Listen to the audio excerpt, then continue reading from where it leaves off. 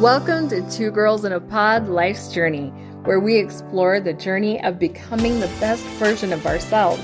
Join me, Christy, and my partner Sharon, a licensed professional counselor for over 20 years, as we dive into conversations with inspiring individuals who've overcome obstacles and achieved their goals. We'll discuss the power of self-awareness, compassion, and collaboration, and how embracing our authentic selves can create a ripple effect of positive change.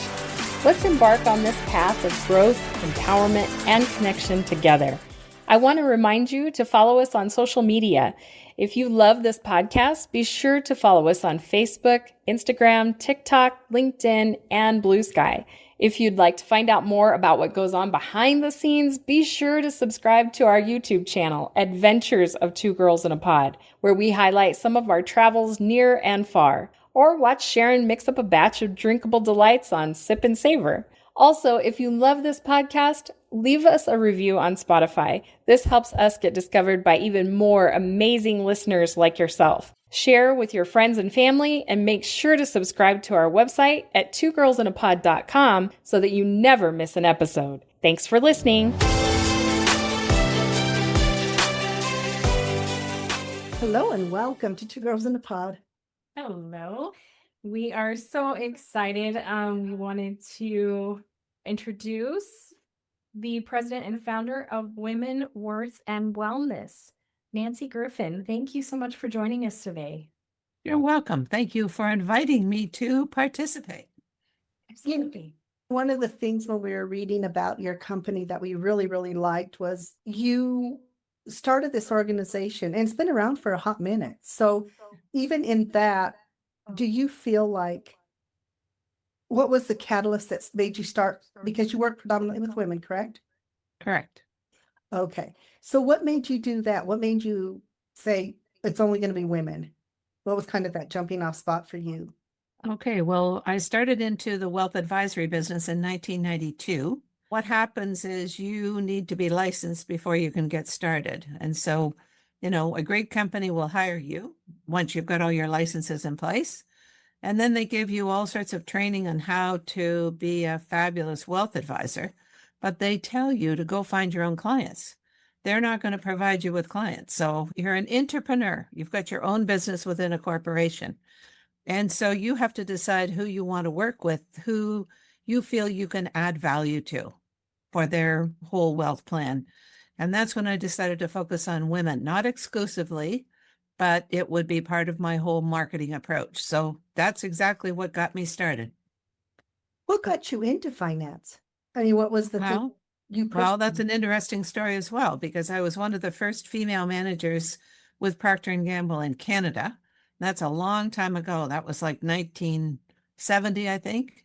Wow. So that was a big deal. But fast forward, they kind of forget about you. You keep wanting to leave and be an entrepreneur. They don't want you to leave, so they keep on giving you more money or a promotion. But I always wanted to be an entrepreneur. So finally, it's like, I am out of here. And I left and I ran politically. That was my opportunity to leave because we had a community incident and I had just gone on to our community association board. And ironically, I was in charge of community outreach. We had no idea that a big, awful situation would happen. And so it's like, okay, Nancy, you're the spokesperson. Okay, isn't this lovely? It turned out to be amazing. And because of all the things that I'd learned at Procter & Gamble, I was able to assume that role in the public eye and really focus on what it was all about, because the community really did not know that we had this federal facility in our midst where there was a federal offender who was there supposedly being rehabilitated back into society. Well, that didn't happen. He escaped and murdered a woman. Oh my. And then, community outrage, very, very safe community, but all of a sudden everybody's like, oh my God. And so when things like that happen, you always want to place the blame on a certain level of government, when in fact, in this incident, every level of government had responsibility for that situation. And that is what I had learned at Procter & Gamble, that when a disaster happens, especially in that kind of a large, either corporate or community setting, it's no one person's fault. It's like, let's all work together and put this all back together again. So I had some possible solutions, and that's when I decided to run politically. Because if you go screaming down the main street saying what you think should be done differently, they take you away and lock you up. It's And true. so that's what I did. I ran politically and then did a whole pile of work in various leadership roles in the community. And actually, a big learning is when you're in a corporate setting, there's a structure. Whereas in a community setting, everybody has a voice. So that was a big learning on how to deal with different kinds of people, different scenarios, and different challenging situations, and how you work to bring it all together so that it's better for everyone, the majority, and that people feel satisfied with what you've come up with. But then after about 3 years of leading just about everything in the community, it's like, oh my goodness, I've got to get a job out of this community. And so that's when I kind of decided to go back to some of the things that I'd done at Procter and Gamble, and was offered a contract with a consulting group doing outplacement consulting, because that way back when was a big deal. Now it's no big deal at all. But through that, I met this woman who'd been given a bagload of money being outplaced as a VP at a big corporation. And she said she went to a wealth advisor, a man, didn't have a clue how to look after her. She only met with one man, so it's not fair to say that it's all men. Yeah. And that's when she decided to be a wealth advisor. And she said, listen, Nancy, I think it's really something you should take a look at rather than doing what you're heading to do. And so that woman took me in 180-degree different direction. And she's the one that got me into wealth advisory. And once I got there, I was sorry I hadn't been there 20 years earlier, because I'd been surrounded. My dad had always invested. My mother had her own business. She invested. I had an older brother who'd been a stockbroker. Like, why I hadn't thought of it earlier was beyond me, because it's a great place. It's a really, really wonderful role for women. Really, really wonderful, because you've got to be smart and capable before you even get into the business. But once you're in there, I think women really have an advantage because we're really good listeners, and also we care. Right. Absolutely. And I think what's kind of cool about what you do is it's not just about wealth management and entrepreneurship, but you tie it into that overall wellness. You're saying it's about women being healthy in all aspects of their life. So talk a little bit about that piece of it. Well, I think we all know that if we're not healthy, we're not going anywhere anytime soon. We also know that we get up in the morning and expect our bodies to just go. Like, we just expect to go. We don't give our bodies a second thought other than preparing ourselves for the day ahead. And as I started to work with women, I realized that in a family situation, they have a disproportionate amount of responsibility pertaining to their family's health and wellness. Well, it's like having a nurse practitioner in every household. Well, how much does any woman, every woman, know about all the various aspects of being healthy? So that's when I started to partner with not-for-profit health-related organizations that were focusing on women. For example, heart disease is the leading cause of death for women, not cancer. And the symptoms of heart disease for women are quite different than they are from men, because over the years, a lot of the research that has been done was done on men. And women were considered to be just little men. Well, the symptoms are quite different. And so I worked with all sorts of not-for-profit health-related organizations, and would have various events that I would invite my clients and their friends to come to. So not only would they have their awareness increased and their knowledge base, but they now have resources to go to if they have questions.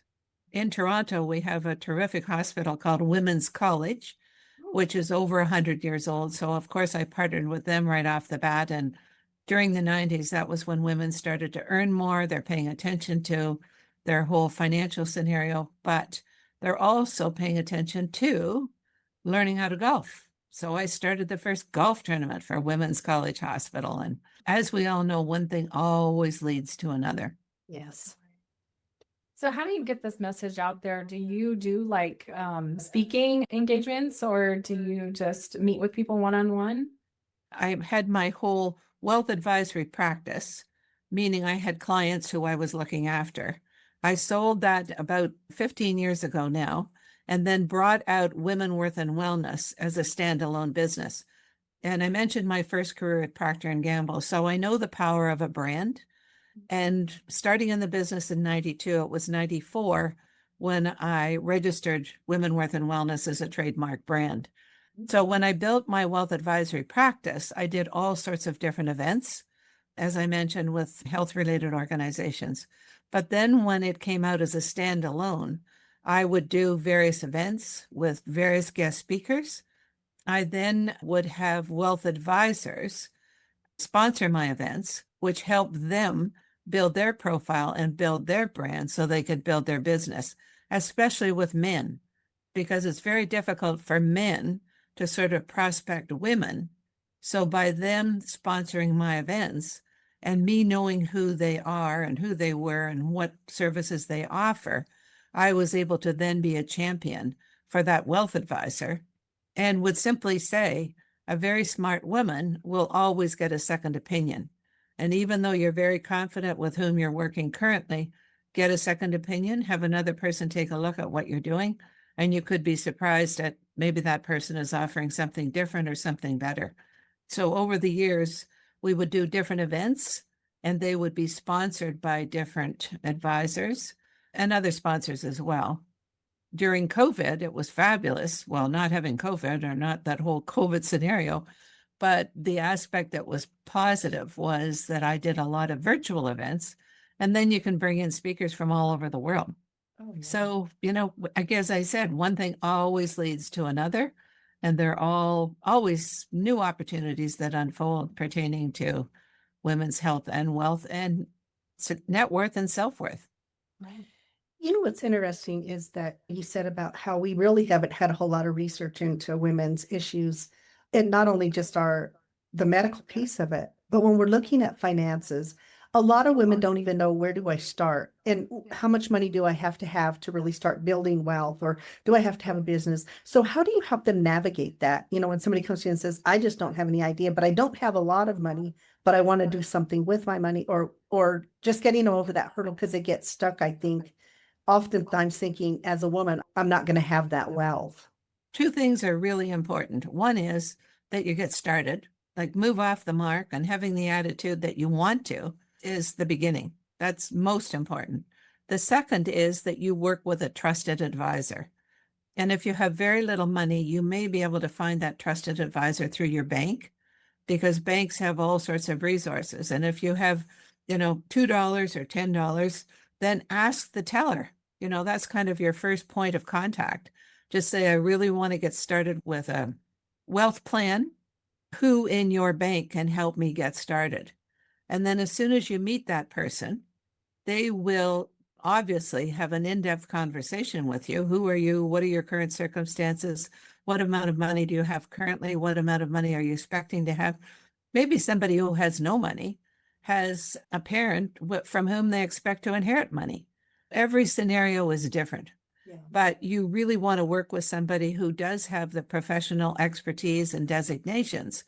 But more importantly, or equally important, you want somebody who's listening to you, paying attention to your situation, and going out of their way to be helpful. Really, really important. I think that's really great advice to know that you can go to the bank as a resource. I didn't even think about that, but yeah. Well, I Yep. think the other thing you said that was really cool was you asked about wealth management versus financial management. Because I think when people think of financial management, sometimes financial to a lot of people who are living paycheck to paycheck is budgets. It's more daunting. Whereas I sit there and say, oh, I have the potential to have wealth. I like that idea better. So even like the words you've chosen are very empowering. And was that something you did with a lot of intention, or how did you come up? Because yours is talking about that wealth, but it's not talking about, once again, just the financial wealth, but that whole overall wealth that we have as women. Well, in between women, worth, and wellness is everybody's worthy. Like everybody is worthy. And the most important thing in being worthy is that you know that you're worthy. Don't expect other people to say, oh, you're a worthy person. You say to yourself, I'm a worthy person. What are my goals? What am I trying to accomplish? What am I reaching for? Who do I need help from? and have a lot of conversations with yourself, but then move off the mark and do something. And don't wait for it to be a perfect moment. I'm a big, big, big fan of the 80% factor. Like if you're 80% of the way there, away you go. Get started. Start talking to somebody. Then within your sphere, your family and friends, there may be resources with whom they are working that they can say to you. Now, to answer your question about why wealth planning versus financial planning is a very, very, very smart wealth advisor will anticipate health-related challenges and build that into your wealth plan. They will anticipate critical illness, disability, premature death, and what is the impact on your wealth plan if any one of those things happen. And you've often heard people say, well, in case something will happen. Well, guess what? Something will happen. It's just we don't know when and where and why and how and all those things. But if you, at any given point in time, have a wealth plan that you understand and that you appreciate and that you're confident will meet your needs today and in the future, then you've got a whole new level of empowerment with which to go forward. Well, another thing I think is interesting, because we listen to some financial people and read financial books as well, is oftentimes people will feel I have no wealth, but yet they don't understand they might have net worth. Can you explain that like to people, like, because a lot of people, like I said, they don't realize they have assets because they don't view assets as money in a way, if that makes sense. It's like That's weird. Yeah, that's very weird. Well, it's amazing. Sometimes even with the clients I'm working with, they'll say, well, I don't have any money. I don't have wealth. I don't have this. I don't have that. And I'll be there like, do you own a home? Well, right. yeah, I don't actually own the home, but they don't understand equity or those kind of things. So how do you help people understand that there is a value to things, that it's not the actual money they see? Well, again, that's why you work with a trusted advisor, both pertaining to your health and to your wealth, because in both of those scenarios, the first time you meet that professional, they want to get a read on who you are. If you go to a new doctor, guess what's the first order of business after they've taken your name and address and birth date and social insurance number is order up blood work. And blood work that tells them exactly who you are. Same thing with a wealth advisor. The most important thing, and they won't keep their licenses if they don't do this, is know your client.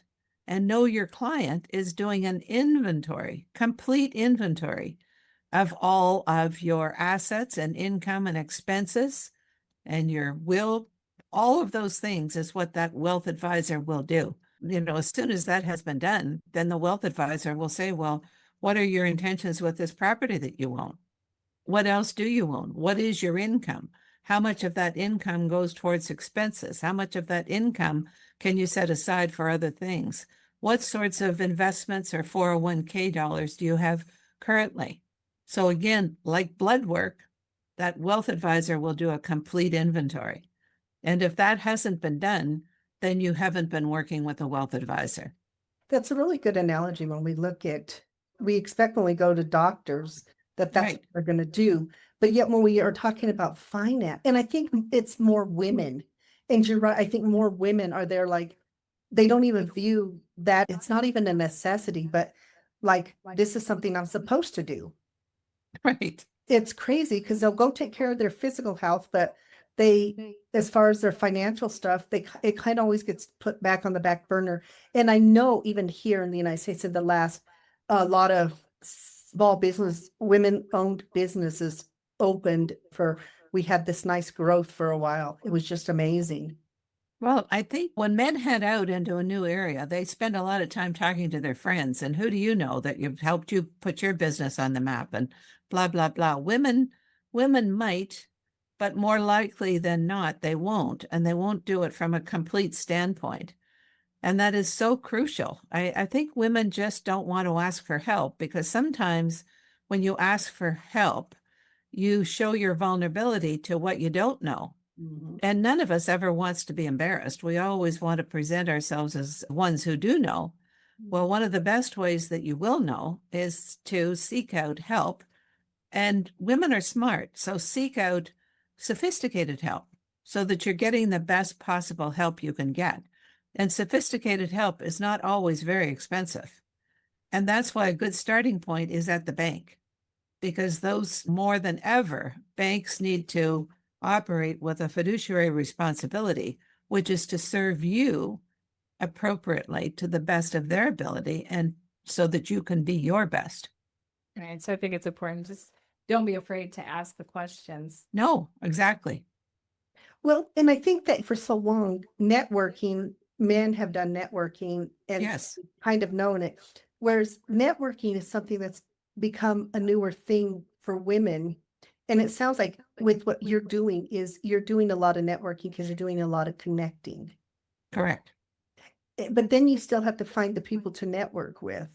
correct. You know, you talked about the bank. Are there like some people that you say because everything's social media now. So we also have that. And so I know there's a lot of really great women out there who are leading this charge to help women with that financial security and wealth and all of that stuff. Are there people like that that you kind of look up to, or that you would say, oh, this person does really well with their approach to this?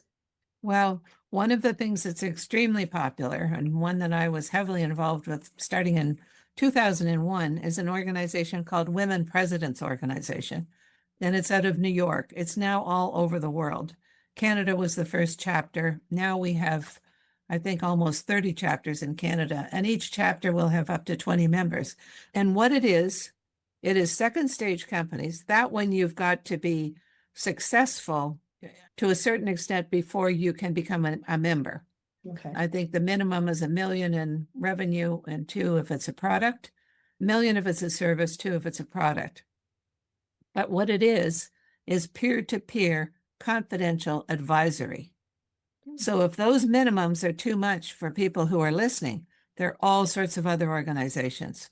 So shop around, just Google peer-to-peer advisory and near me for women, peer-to-peer advisory near me for women, and see what comes up. And they're always looking for new members. But again, be very, very discerning. You don't want to get in with the wrong group. So you want to, and both ways, those organizations don't want the wrong members in their midst, because that's only creates havoc for everybody. But those peer-to-peer confidential advisory groups are invaluable because it gives you a chance to learn. It gives you a chance to share your business and what your challenges are. And it's a great way to keep on building. Do you have any specifics, like if somebody's doing that research and sort of some things that they should pay attention to when they're trying to select someone like that? I think you'll know. You just, again, going back to what we said earlier, ask a lot of questions. Ask a lot of questions. And once you get there, you'll have a chance to talk to the other members. How long have you been a member? What sort of impact has being a member been for you as you've been building your business? What things do you think I should be paying attention to? Because I'm just getting started. So just ask lots and lots and lots of questions. So it almost becomes like when you're going to engage with these groups, do like an interview process to make Right. sure, you know, that vetting process, is this really going to meet my needs? Is it not? And sometimes even within then, if they might refer you to somebody, another group that is more in alignment with what you're Exactly. Exactly. And they'll also have professional advisors like an accountant or a lawyer whose services you may need, you may be looking for. And so again, another opportunity for a referral source. It sounds like you're really big on that referral and that. How much for you is it that word of mouth? Because, you know, I mean, we have social medias, we have all that, which is really great. But that word of mouth sometimes shows more of that connection to somebody, Right. whatever they have. No, I think it's really important, but I've always often said, pay attention to who you're taking advice from, because sometimes you can get swept up with kind of an aura effect. And then you find out, wait a minute, now this isn't the right person. And as we all know, it's easier to get into things than it is to get out of them. So that's why my overriding word in caps is discerning. Like, be very discerning. And you're the number one asset. What you're wanting to do is protect your asset and build your new business. So just keep on asking questions and you'll have a gut reaction. You'll say, you know, I really like that person and I trust that person and I'm going to take their advice, but take it in small steps. Don't just be all in and then you get a surprise. I think too, a lot of women, if they're like, say they've been a stay-at-home mom or whatever, or they're working part-time jobs or it's kind of those jobs that aren't a career, so to speak. It's so interesting because I don't think they understand their value because it's kind of minimized, but they do a lot of stuff and a lot of Right. stuff transfers into business. How do you help them understand that? Because that's a hard hurdle, I think, or I've seen in my practice for women to get past. Well, we know how successful Taylor Swift's Eras Tour is and was, and who knows what's coming next. I've wanted to do a worthy tour. You are worthy. You are worthy. So, and especially when women do so many things. Like, do they ever take an inventory of all the things that they are able to do and all the things that they step up willingly to take on? At any given point in time, just keep repeating, I am worthy. I am worthy. And I have a right to make myself a priority because the more I can enhance my own personal well-being, the more I can give back and help others. Well, That's often our message in the podcast, and I think that's awesome. it really is that message of you've got to find who you are in all of the noise. And once you do that, then I just think all of the amazing talent that is out there, that it's just people not believing in themselves. And, once again, particularly women, because it's moving forward. And I think everybody can see that there's that forward motion with it. And we've been so lucky to have women on here who are doing those things, who are pushing that envelope and saying, no, we don't have to settle. But to do that and to learn we're not in competition. No, You know, women are very smart. The other message that I share with people a lot is that you live your life as a split screen. We all know what a split screen is. mhm. And we all know that the bad stuff pops up, the things that we can't do, the things that we don't have. Just have that fade to black, like fade to black, and default immediately to what's terrific. And any of these women who are listening will have things that are their specialties, things that they can do exceptionally well. And so just do an inventory, know at any given point in time what they are, so that when all this boogeyman bad stuff pops up, fade to black over here. And as long as you're alive, you've got more opportunities, but you've got to have that mindset that fades the bad stuff out and enhances the good stuff. Way back when I was at Procter & Gamble, I was in human resources and spent a lot of time on performance management systems. Like, how do we help managers assess their employees from a performance management standpoint? Well, always you want to focus on what they're not doing and help them be able to do that better. Forget about that. What are they doing well? And how can we make that even better? Because maybe that's a unique offering that they have, that if we help them do more, they then can become a role model or a mentor or a trainer of others who don't have that as a strength. So that's why one of the best strategies is just to focus on more of the good things rather than immediately focusing on the stuff that is not working or not good or getting in the way. I love that because I think a lot of times you see that in corporations. It's so much focus on well, what's going wrong here and Right. what to fix. Yeah. Well, and even through the research, it shows that if you're sitting down and you're doing something where you're going to do a performance improvement plan or a discipline and action plan, is that you focus on what they're doing wrong. And then they even say for every wrong thing you tell somebody, you have to tell them 7 to 10 things that they're doing right. So if Right. you flip that and just started telling them, you do this well, how can you incorporate that with this kind of deficit? It's not, but we continue to look at and promote that negative aspect of the work environment. Yeah. Yeah. And often we let other people tell us, when in fact we need to do our own inventory. Right. Like, everybody needs to do their own inventory so that they can be their own best agent. Like, if anybody says to you, what are you good at? right off the bat, you can tell them rather than saying, oh, I don't know. And again, women, women don't want to be that assertive to say, well, thank you for asking. As a matter of fact, this is what I'm good at. What I've started to do recently, because it's happened a couple of times, people have said, oh my goodness, Nancy, you're so aggressive. Well, you can take that as a really negative. I now say, thank you for the compliment. Right. But that means you're a go-getter. Exactly. Once again, we use this terminology, and whenever you're looking at that in the workforce, once again, if a male's aggressive, they move Right. up the corporate ladder. If a Exactly. woman's aggressive or perceived as, and sometimes it's not even aggressive, it can be assertive. But Right. we look at if you're setting a boundary, you're being aggressive with somebody or all of those kind of things. But changing that narrative, you're right. Aggressive. Oh, if aggressive is going to get me what I need, then okay, great. I'm on Right. board with that, kind of mentality. Exactly. Take the power of though, and I think we don't do that. I don't think we take the power back. Right. And I agree with you. We allow too many other people narrate our life for us, and then we get stuck in these places. But if we start changing that narrative, and we really promote that on our show, is change the verbiage.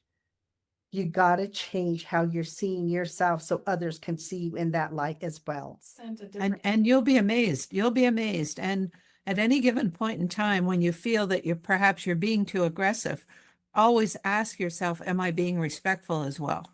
Right. Exactly. And I think too, because we have those different narratives that women and men have in business and stuff, and even in family life or whatever, those different narratives. And so I think because of that, women are often afraid. Fear is that thing that kind of gets in the way. And Jensen said, or wrote a book, You're a Badass. And in there, she talks about that fear. And particularly with women, when we have that fear of doing something. Especially taking that first step. You'll never be ready. Just, No, right. Put a stake in the ground. Keep moving. Go for it.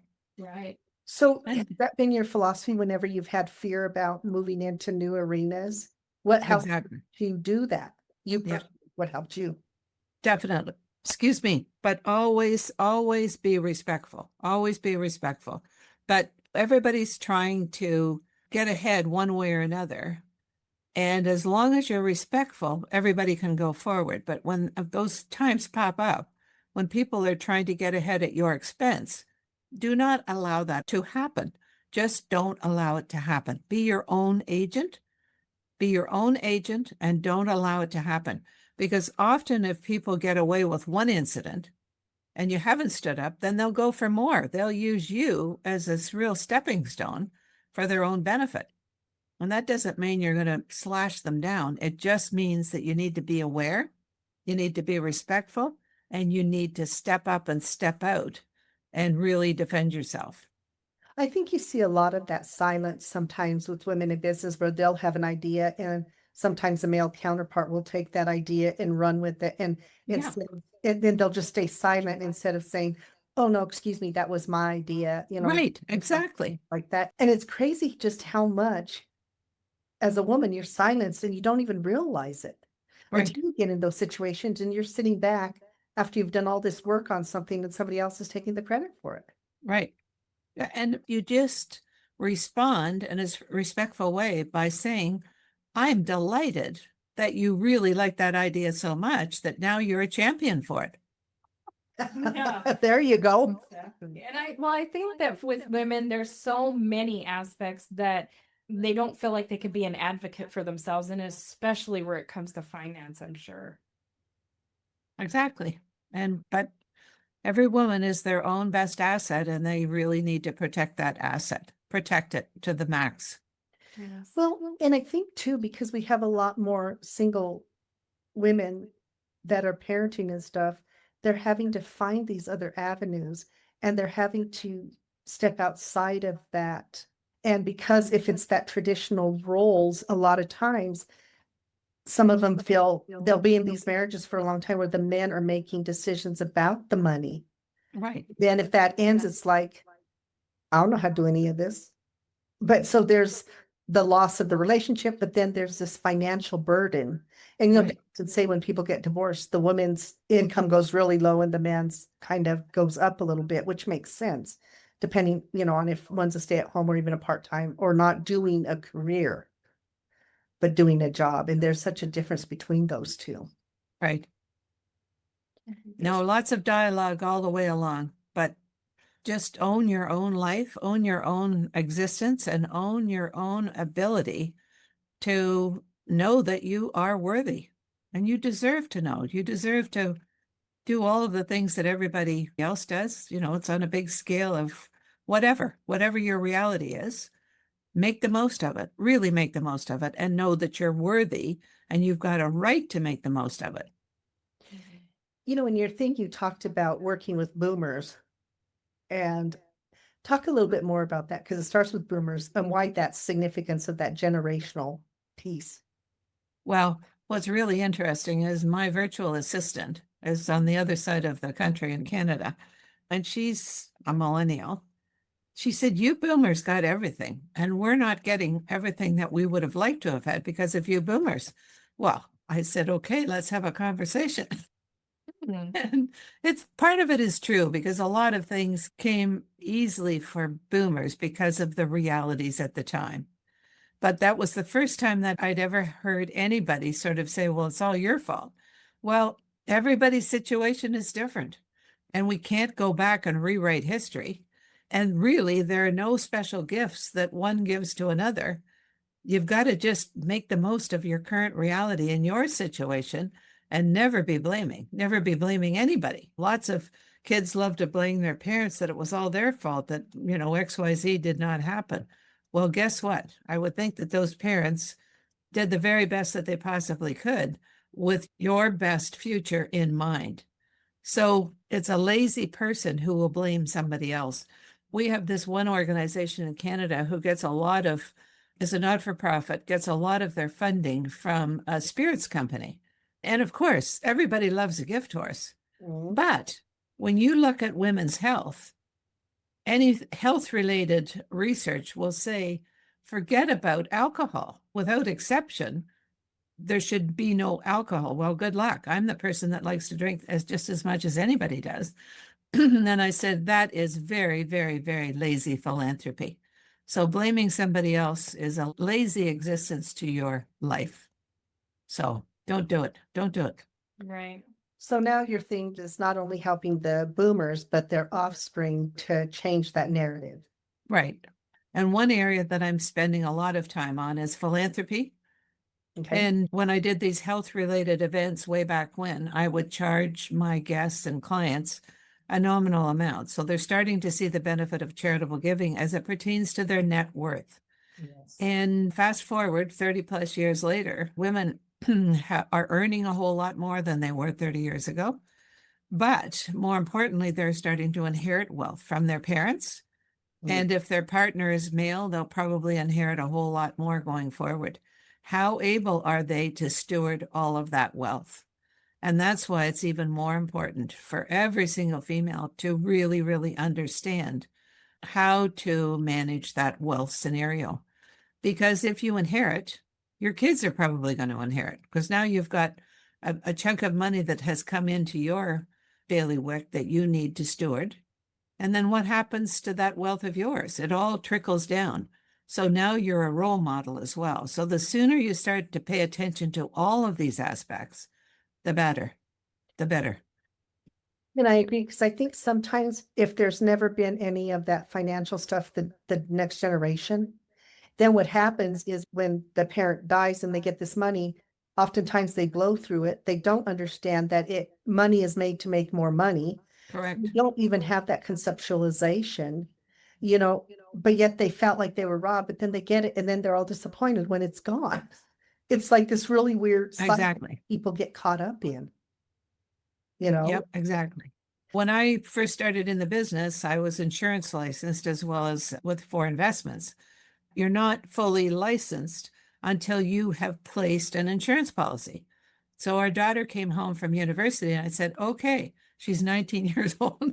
You need an insurance policy. And she's looking at me like, why would I need insurance? I said, well, let me tell you why you need insurance, because I need a career and you need insurance. No, but I often tell people the best time for insurance to be placed is when you're young and when you're healthy. And you can start off with a little tiny bit and keep it. I think hers was 100,000, that's a significant amount that's going to make a difference if anything happens. But the premium on that $100,000 was nominal. And you keep that insurance all the way through. You keep it as part of your overall wealth plan as it pertains to premature death if you've got kids or whatever. But if all of that is in order, then you keep it for your philanthropic statement. So $100,000 as a donation when you're 85 to whoever you care about is very significant when it comes to doing your final tax return. Yeah. So insurance is really, really powerful. So that's why in a family where it's a boomer and a daughter and a granddaughter, focusing on that granddaughter's insurance policy when they're young is definitely a consideration. Well, and I think that gets into what do you want your legacy to be? Exactly. And I don't think people realize how important that piece of that legacy is. It's not Right. the good deeds you do, but we were listening to a podcast and the woman said the greatest gift her parents ever gave her. Was that they took care of themselves. They were able to supply their need into the future. So she wasn't having to, here she is working a job and everything. She wasn't trying to figure things out for her parents to get them the care that they needed and everything. They had already planned for all that. And they helped her understand the value of her wealth. Now, Exactly. Exactly. I was with a couple of friends on the weekend, and this one woman, the other woman told me about the other woman's personal scenario. And I guess she had two siblings. Her sister was a teacher who died prematurely, has a brother who's got severe health plans, is in long-term care at the age of 70 and is expected to be there for another 20 years. But the sister who died prematurely left an insurance policy. So those really, really expensive monthly amounts are covered by this insurance policy. So insurance is really, really powerful. People think, and the best time to get it is when you're young and healthy. Otherwise, obviously, the older you get, the more challenging it becomes because you perhaps are not as healthy as you used to be. And obviously, it's more expensive. That's also something that I talk a lot about is if you start out working for a corporation, you'll have benefits, company benefits.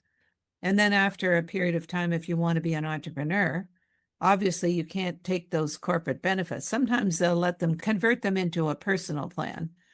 But if you haven't paid attention to that whole benefit scenario, you may find yourself shopping for benefits at a time when you are older and it is more expensive. So always pay attention to all of that. And if you're working with a wealth advisor, say to them, okay, this is my benefit scenario now.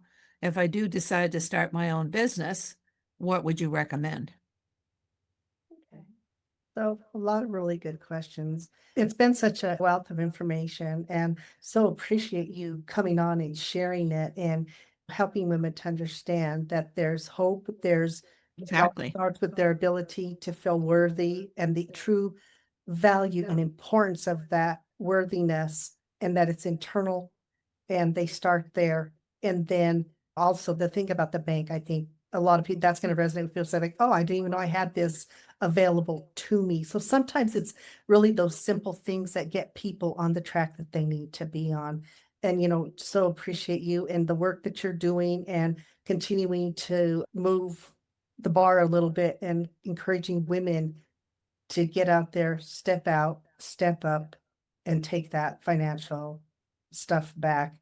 Now, is there any place that we can send people to Well, more where about you? I go on about a trusted advisor. Well, again, my virtual assistant is my trusted advisor, and Women Worth and Wellness is 31 years old. And we kind of go, okay, now what? So normally, she gives me input and then we kind of, okay, we're going to do this. Anyway, this summer I said to her, okay, I want you to take an hour and I want you to give me a pitch. Like you pitch me because you know me, what we've done, and give me your best pitch and don't spend any more than an hour on it. Like, we're not going for perfection here. I just want your perspective. Anyway, I was so impressed with what she came back with. So impressed. So now I've kind of spent the summer digesting it.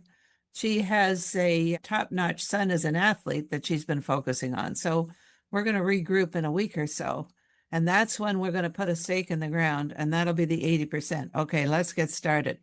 All of that is to say, if people want to keep in touch, we're on all the social media, but the best thing they can do is send me an email, which means you'll go into our database, which means you'll hear about what we're up to. And my email is very simply nancy@womenworthwellness.com. So nancy@womenworthwellness.com. And sometime this fall, we'll be getting back to everybody and saying, okay, this is the new reality. This is what we're working towards. This is what we've got in mind. And so join the fun. Well, that sounds wonderful. We will definitely put that email address also in the description so that people will be able to see that. Perfect. Thank you. And when you get it all up and running, if you send us a quick thing, we'll also let everybody know that it's up and running. And, you know, that's part of the thing too, is really working to encourage each other on any of these endeavors. And we're always really excited about being able to promote people who have been on our show and stuff. So once again, we appreciate you so much and the time that you took to come and educate us on a few things and empower women. I'm delighted. And, they talk about this one program that I was a participant in is called the Strategic Coach, and it's for entrepreneurs, that it takes 3 years for a major change to occur. And how you begin is you say, what do you want my world to look like 3 years from now? Okay, if that's what I want, then what do I need to do starting right now?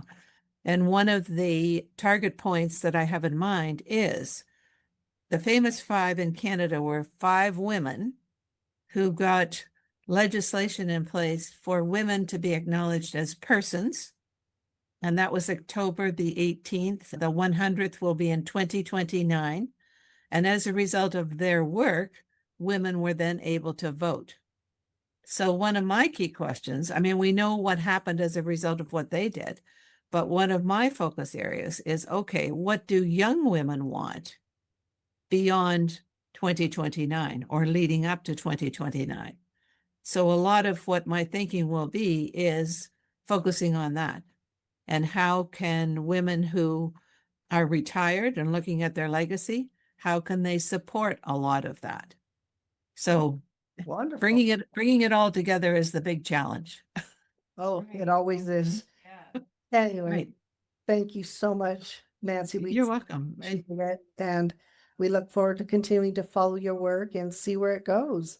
perfect. And keep up all your good work. It's all so, so, so important to help women realize they're worthy and they need to step up and step out.